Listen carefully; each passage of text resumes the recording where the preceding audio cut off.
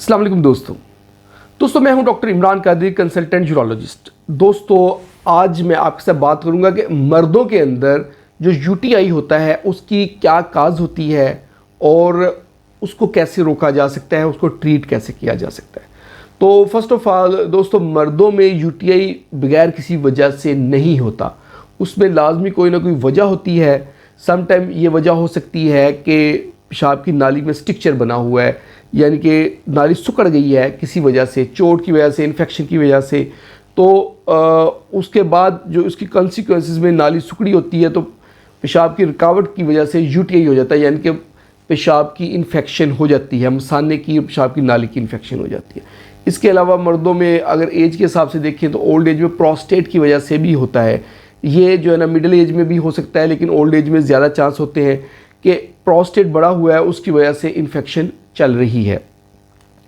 इसके अलावा मर्दों में जो वजह होती है वो स्टोन्स की वजह से हो सकता है कि अगर गुर्दों में या मसाने में किसी जगह पथरी है तो उसकी वजह से यूटीआई चल रहा है। और अगर क्रोनिक चल रही है तो ट्यूबरक्लोसिस को हमें जो है ना लाजमी कंसीडर करना चाहिए कि ट्यूबरक्लोसिस भी एक वजह हो सकती है कि मर्दों में वो इन्फेक्शन करे।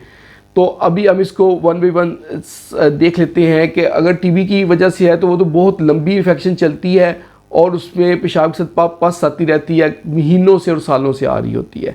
तो उसमें टीबी की भी हिस्ट्री होती है और पेशेंट की जो है सेहत, शक्ल, सूरत, उन सब से आइडिया हो रहा होता है कि ये टीबी का मरीज़ है। और प्रोस्टेट वाले मरीज़ों में यूजुअली पेशाब की रुकावट का मसला होता है और एज का फैक्टर होता है। और जो स्टिक्चर होता है वो यूजुअली यंग एज में होते हैं और उसमें यंग एज की हिस्ट्री होती है और पेशाब की रुकावट होती है, उसकी वजह से हो रहा होता है। इसके अलावा जो अनसर्कमसाइज्ड मेल होते हैं, जिनके ख़तरे नहीं हुए होते, उनको भी इसकी वजह से, यानी कि सर्कमसिजन ना होने की वजह से वहाँ पे स्मैग्मा इकट्ठा रहता है अपनी पिस में, तो उनको यूटीआई हो जाता है। तो अब इसमें ट्रीटमेंट जब हम करते हैं तो हमने एंटीबायोटिक्स देने होते हैं। एंटीबायोटिक्स में हम लीवोफ्लॉक्सासिन भी दे सकते हैं, सेफिक्साइन भी दे सकते हैं, और जो है सिप्रोफ्लॉक्सासिन अब जो है ना कम दी जाती है क्योंकि उसके ऊपर बहुत सी रेजिस्टेंस आ चुकी है। इसलिए कोशिश करेंगे सिप्रो की बजाय आप लीवोफ्लॉक्सासिन पे जाएं या सेफिक्साइन पे जाएं या फास्फोमाइसिन पे आप जा सकते हैं। ये वाले एंटीबायोटिक्स देते हैं। लेकिन एक बात बहुत ज़रूरी है कि अगर रुकावट है तो रुकावट को लाजमी ख़त्म करना होता है।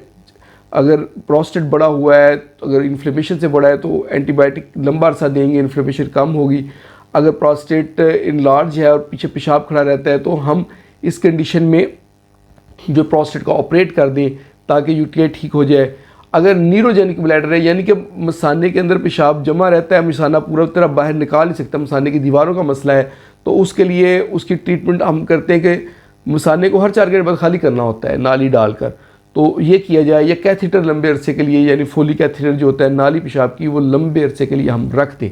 ये वाला ट्रीटमेंट हम करते हैं। अगर स्टिक्चर है तो स्टिक्चर का हम ऑपरेट करते हैं ताकि बार बार यूटीआई ना हो या यूटीआई परसिस्ट ना करे। तो ये थी आज की हमारी वीडियो के मर्दों के अंदर जो यूटीआई है, यानी कि पेशाब की रास्ते की जो गुर्दे मसाने की इन्फेक्शन है, उसकी क्या वजूहत है और उसको कैसे ट्रीट किया जाता है। होप आप लोगों को वीडियो पसंद आई होगी। और वीडियो पसंद आई तो इसको लाइक कर दें और इसको शेयर करें अपने सब दोस्तों के साथ जो अपनी सेहत का ख्याल रखते हैं, और हमारे चैनल को जल्दी से सब्सक्राइब कर दें ताकि आपको इस तरह की अच्छी अच्छी वीडियोस मिलती रहें। बहुत बहुत शुक्रिया।